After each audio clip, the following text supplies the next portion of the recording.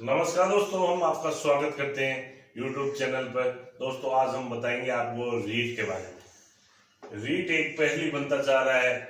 24 दिसंबर को इसकी घोषणा हुई थी कि जल्द ही 15 दिनों के अंदर इसकी विज्ञप्ति निकाल दी जाएगी, क्योंकि जो फर्स्ट ग्रेड का जो महाआंदोलन हुआ था उस आंदोलन के तहत 3000 फर्स्ट ग्रेड और जो 31,000 रीट की वैकेंसी। आज रीट की अभी तक मई होने को है, आज 29 अप्रैल हो गई है, लेकिन कोई विज्ञप्ति नजर नहीं आई दोस्तों। लेकिन इसी कड़ी में कैसे आगे तैयारी करें और मेरी सफलता का क्या राज था और आगे आपको कैसे मिशन बनाकर सफलता की ओर जाना है। दोस्तों आज सभी के जीवन में कुछ न कुछ कठिनाइयां रहती है, इसलिए मानव जीवन को सफल बनाने के लिए अपने को प्रतियोगी परीक्षा में सफल होना कोई ऐसी मजाक नहीं है। आज कोई भी कंपटीशन फाइट करना लोहे की चनी चबाने के समान है। तो आज चर्चा करेंगे रीट 2020 पर। कहीं कमेंट और कई फोन आए थे तो सभी के जवाब नहीं दे सकता, क्योंकि आपको मालूम है अभी टीचरों की ड्यूटी भी लगी हुई है। और मेरा नाम मनीष चतुर्वेदी। सभी को नमस्कार, सभी को राम राम और अग्रिम सभी को सफल जो शिक्षक बनोगे आप उनके लिए अग्रिम मेरी तरफ से बधाई है। दोस्तों रीट 2020 कब विज्ञप्ति आएगी, कब एग्जाम होगा, कब सिलेबस और किताबें, ये सभी के जहन में सभी की एक तरह की टेंशन हो रही है। कईयों को लगभग इसका मालूम है आंसर, सभी को लगभग 70% को मालूम भी है, लेकिन सभी को टेंशन है कि कब। तो दोस्तों विज्ञप्ति ऐसा लग रहा है कि विज्ञप्ति मई माह में अगर आती है तो सितंबर में एग्जाम हो जाएगा। और सरकार को मई के अंदर इस विज्ञप्ति को डोटासरा जी ने जो अभी प्रेस कॉन्फ्रेंस की थी उसके अनुसार ये विज्ञप्ति मई माह में लगभग आ जाएगी। अब बात एग्जाम की। एग्जाम पहले 2 अगस्त को था, अब 2 सितंबर को उन्होंने डेट घोषित की है। कि उन्होंने माननीय शिक्षा मंत्री जी ने कहा था कि मैं 3 महीने का समय दूंगा। 3 महीने का समय अगर मई में विज्ञप्ति आती है, जून जुलाई अगस्त और 2 सितंबर को, तो 3 महीने का समय मिल जाएगा आपको। तो इसलिए और 2 सितंबर तक ऐसा लग रहा है कि कोरोना वायरस पर बिल्कुल जो भी वैज्ञानिक खोज कर रहे हैं सफल हो जाएंगे। तो 2 सितंबर को ही मानकर 2 सितंबर को टारगेट करके आपको तैयारी करनी है और 2 सितंबर को ही एग्जाम होगा। क्योंकि 3 जनवरी को एग्जाम हुआ था फर्स्ट ग्रेड का, उसमें कहीं ये कहने वाले कि एग्जाम आगे होगा। कईयों के सुनहरे भविष्य में उनके अंधकार हो गया। जो फर्स्ट ग्रेड जो सिलेक्शन होकर आगे स्कूल व्याख्याता का सपना संजो रहे थे, लेकिन वो भ्रांति पैदा कर गए। इसलिए अपने को किसी प्रकार की कोई भ्रांति नहीं पैदा करनी है। 2 सितंबर को एग्जाम होगा, वैसी तैयारी करनी है, पूरा सिलेबस, उसके बाद मिनिमम 5 बार रिवाइज करोगे तो आपका सिलेक्शन होगा, नहीं तो नहीं होगा। अब सिलेबस से संबंधित आपके सभी की ये भ्रांति खत्म हो गई होगी, क्योंकि शिक्षा मंत्री जी ने अभी जो बता दिया कि जो रीट और आरटेट का जो पहले सिलेबस था वो ही सिलेबस रीट का रहेगा, कोई चेंज नहीं होगा। मैंने आपको पहले ही वाले 2 वीडियो बनाए थे, उस वीडियो में मैंने आपको पहले ही कहा था कि NCTE द्वारा जो गाइडलाइन जो मार्गदर्शन दिया गया है उसी के आधार पर ही सरकार को वही कार्य करना पड़ेगा। क्योंकि इसका एक नायाम नमूना और नायाम उदाहरण पिछली बार जैसे ये टेट लागू हुआ, तो टेट शुरुआत में बच्चों को समझ में भी नहीं आया, तो कई बच्चे फेल हो गए। फेल होने से वो जो टीचर की जो भर्ती थी पिछली बार कांग्रेस सरकार में ये स्टार्ट हुआ। पिछली बार जो फेल हो गए तो कई बच्चों में ये रोष आ गया कि हमारा सिलेक्शन नहीं हुआ स्टेट की वजह से। तो आगे चुनाव थे और वसुंधरा जी ने कहा था कि जो ये रीट का और जो टेट है इसको हटा दिया जाएगा, लेकिन वो भी टेट नहीं हटा पाए। टेट की जगह उन्होंने नाम कर दिया रीट। वो सिलेबस है, उससे वेटेज का लफड़ा बना, फर्जी डिग्री आई, तो कई प्रकार से इसका नुकसान हुआ। तो इस बार इसलिए सिलेबस वो ही रहेगा जो आर टेट और जो रीट का सिलेबस है। इसलिए अपने को सिलेबस में कोई कंफ्यूजन नहीं होना है।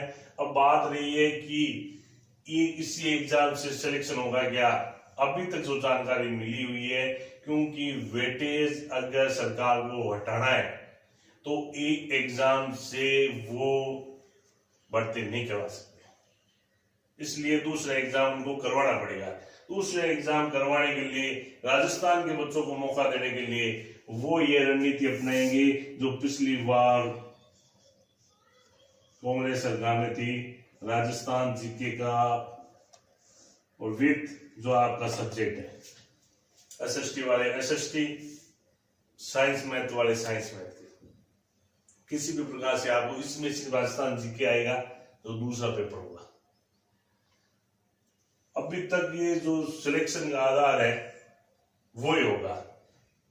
और किताबें मैं आपको बता देता हूं कि जो भी अभी पाठ्यक्रम में चल रही है, कुछ किताबें चेंज हो जाएगी, 6 से 9 चेंज हो जाएगी और 11th की भी चेंज होगी किताबें, और 10th सीनियर की किताबें चेंज नहीं होगी। तो उन किताबें जो चेंज हो जाएगी वो भी आपको मार्केट से उपलब्ध हो जाएगी। और उसके अलावा जो अभी चल रही है वो किताबें, उन किताबों का भी आप अध्ययन करो, क्योंकि जो पाठ्यक्रम में क्लास 6 से 12वीं लेवल के जो पॉलिटिकल साइंस और हिस्ट्री के जो क्वेश्चन है वो 12वीं लेवल के क्वेश्चन आएंगे, ऐसा विज्ञप्ति में दिया हुआ है, आप पढ़ सकते हो। और सबसे पहले मैं आपको बता देता हूं कि कोई भी चीज अगर आप तैयारी करो तो सिलेबस है, सिलेबस का एक एक पॉइंट, एक एक बिंदु आपके जहन, आपके दिमाग में होना चाहिए। क्योंकि सिलेबस से अगर आप ज्यादा तैयारी करते हो, सिलेबस से बाहर एक भी क्वेश्चन नहीं आएगा, अगर आएगा तो आपत्ति दर्ज हो जाएगी और उस क्वेश्चन को डिलीट किया जाएगा। इसलिए सिलेबस के अंदर ही पढ़ना है, 6 से बाहर तक सारी किताबें नहीं पढ़ना। जो आपका टॉपिक हो वो टॉपिक ही पढ़ना है। किताबों के बारे में ये बात होगी। किताबों के बारे में मैं हिंदी का वरिष्ठ अध्यापक हूँ, इसलिए हिंदी में ये 2 किताबें चल रही है। पहले ये चलती थी नवीन हिंदी, व्याकरण और रचना, 9, 10, 11, 12वीं के पाठ्यक्रम के लिए जितना भी पेपर बनते थे सारे इसी से बनते थे। और अब नई बुक्स ये वर्तमान में ये चल रही है, हिंदी व्याकरण और रचना पर बहुत। पिछली बार डायरेक्ट क्वेश्चन, इसका भी मैं एक रिव्यू वीडियो बना दूंगा और आपको समझा दूंगा कि क्या क्या चीज पढ़नी है। इसके अलावा मार्केट में कुछ किताबें भी हैं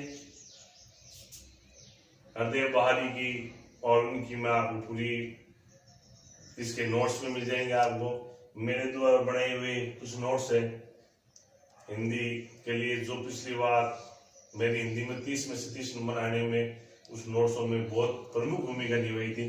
और ये प्रमुख रूप से किताबों की बात है। दोस्तों, अब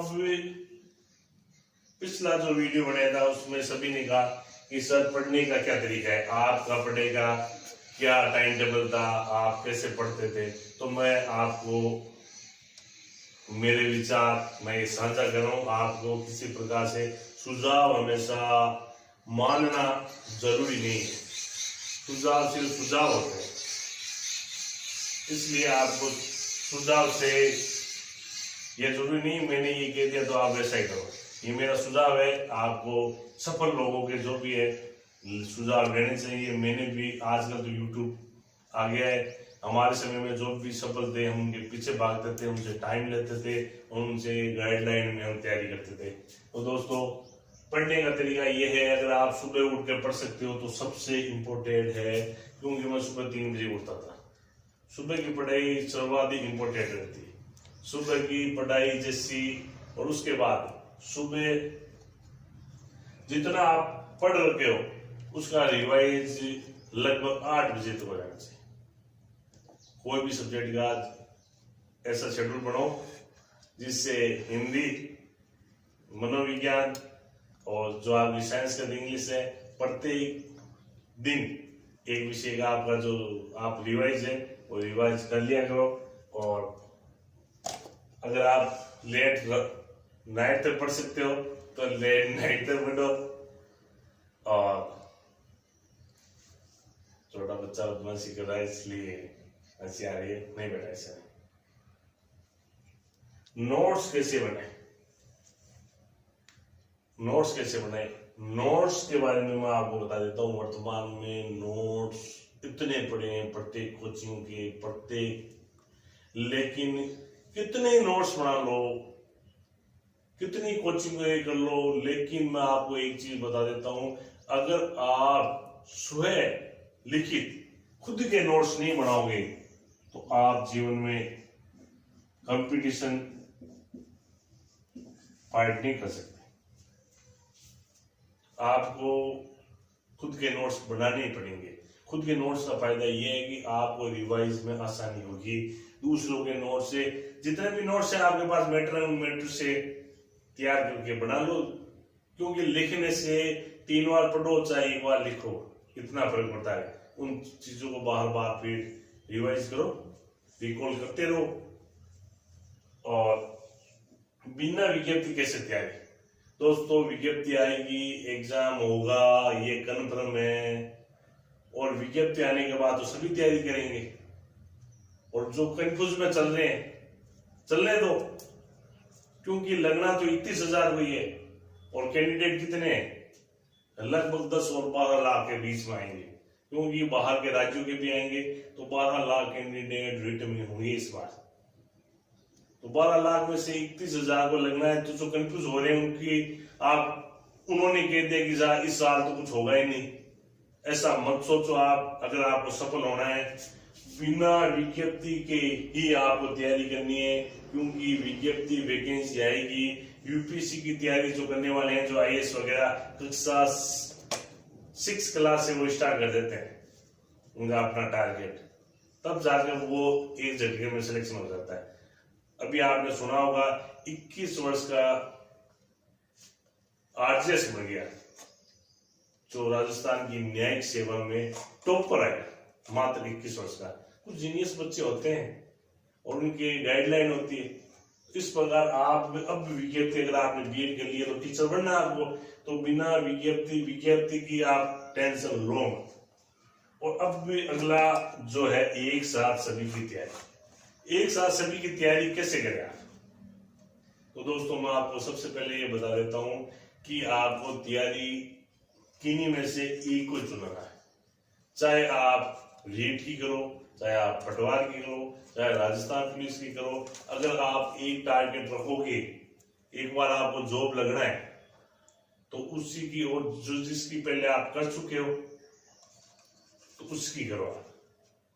ये जरूरी नहीं अगर आप रीट की तैयारी कर रहे हो, रीट के साथ रीट ये तो बीएड दारी की है, और पुलिस वाली तो 10वीं पास की है, तो पुलिस वाली भी तैयारी कर लेते हैं। अगर आपकी तैयारी कर रखी है आपने, तो टाइम दे सकते हो थोड़ा बहुत, लेकिन आपको एक ही मुख्य फोकस रखना पड़ेगा, तब जाकर आप सफल होगे। क्योंकि कंपटीशन बहुत बढ़ गया है, मैं आपको बता देता हूँ। अब मोटिवेशन कितना जरूरी है दोस्तों? मोटिवेशन के बिना आज तक कोई भी कार्य नहीं हुआ है। अब मोटिवेशन ये हो सकता है, रविंद्रनाथ जी ने जैसे कहा है कि कई बार अच्छा मोटिवेशन भी काम करता है, कई बार कोई आलोचक होता है। जैसे उन्होंने कहा, निदर नीरे राखी आंगन कुटी छवाए, बिन पानी बिन साबुन बिना निर्मल करे सुबाय। यानी कोई व्यक्ति आपका आलोचक है, आलोचना कर रहा है आपकी कि तुम्हारा सिलेक्शन नहीं हो सकता, तुमने तो धक्के पास, तुम्हारे तो खानदान में कोई टीचर नहीं बना, या कुछ ऐसे जो कमेंट पास करना बहुत इजी है दोस्तों, लेकिन उस पर अमल करना और उसको सफलता तक ले जाना अब आपका कार्य है। दुनिया तो कहेगी, दुनिया का काम कहना है, तो हर जो कहने वाला है, तो आप मोटिवेशन जरूरी है, मोटिव रहो, तभी जाकर आप सफल होंगे।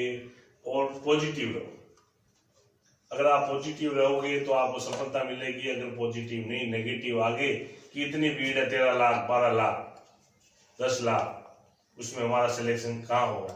तो दोस्तों सभी जितने भी सिलेक्शन होते हैं इसी भीड़ में होते हैं, और सभी सामान्य व्यक्ति है। जब तक हमारा सिलेक्शन नहीं हुआ, हमारे को भी ऐसे लगता था कि यार ये कोई सिलेक्शन कैसे होगा, इस भीड़ में घोटाला चलता है, पेपर बिक जाता है, वो हो जाता है, वो हो जाता है। दोस्तों तैयारी करने वाले का सिलेक्शन होता है, बिल्कुल लोग IAS बन जाते हैं, या कोई टीचर है। ये जो भ्रांति पैदा करने वाले भ्रांति पैदा करेंगे, उनका काम है, उनको करने दो। आपका जो कंपटीशन है वो कम कर दें, इसलिए आप ये मत टेंशन लो कि आगे क्या होगा। आपका कार्य है जो आप अपनी ईमानदारी से करो। एक जो मेरे जीवन में एक पंक्ति है जिसका मैं बार बार जब भी परेशान हो जाता था मैं उसको पढ़ता था, संघर्षों की कमी नहीं है जीवन में, प्रत्येक व्यक्ति के जीवन में संघर्ष है, संघर्षों की कमी नहीं है जीवन में, कोशिश करके सफल तो करना होगा। अगर आपने BEd कर लिया तो रीट की तैयारी तो आपको करनी है, कोशिश करके सफल तो करना होगा। जो मिलेंगे जख्म राहों में, जो रास्ते में जख्म मिलेंगे, कई बार आपने आगे भी एग्जाम दिया होगा लेकिन आपका सिलेक्शन नहीं होगा, लेकिन वो जख्म है, बढ़ने का टाइम आएगा दोस्तों। इस बार ये जो वैकेंसी आ रही है वो बढ़ने का आपका टाइम, जिसने पहले तैयारी कर रखी है उनके लिए सब चीजें समझना बहुत इजी हो गया, उनको सिलेबस समझना आसान हो गया, उनके जो नोट्स हैं उनका वो रिवाइज कर सकते हैं। जो मिलेंगे जख्म राहों में, वही जिंदगी का तजुर्बा होगा, और तजुर्बे से ही व्यक्ति जीता है दोस्तों, तजुर्बे से ही व्यक्ति आगे बढ़ता है। तैयारी करने वाले, और मैं आपको बता देता हूँ, कंपटीशन में कभी भी रटाफिकेशन काम नहीं आता है। रटाफिकेशन करके आप सफल नहीं हो सकते, आपको क्वेश्चन को समझना ही पड़ता है, और समझने का मतलब तजुर्बा। अगर आप क्वेश्चन को समझ सकते हो तो आपका सिलेक्शन हो जाएगा। दोस्तों आज हम इस वीडियो में इतनी चर्चा करेंगे, और मिलेंगे जल्द ही नए वीडियो में। और जो भी आपके कमेंट है, बिल्कुल इस बार कमेंट ये सभी के लगभग अधिकांश के थे, इसलिए नाम नहीं लिखे इस बार। बिल्कुल जिसके क्वेश्चन होगा उसका नाम भी बोला जाएगा, और आप अच्छे कमेंट करो। कईयों की आदत होती है जो कमेंट करते हैं गलत, तो वो क्या है, उनसे कोई फायदा नहीं है भाई, क्या फायदा होने वाला है अब उन अपना समय बर्बाद करने। नेगेटिव व्यक्ति जीवन में कभी सफल नहीं हो सकता, ये मेरी बात याद रखो। अगर आपको सफल होना है तो बिल्कुल पॉजिटिव रहो, और ये हमारे द्वारा बताए गए सुझाव है, जो हमारे द्वारा अनुभव है वो है। अब हम इस वीडियो में विदा लेंगे दोस्तों। अभी तक हमारा, अगर आपने चैनल सब्सक्राइब नहीं किया है तो प्लीज सब्सक्राइब कर लो, और लाइक और शेयर भी करना, जिससे हमारे द्वारा किए गए प्रयास आपके पास पहुंचे। जय हिंद, जय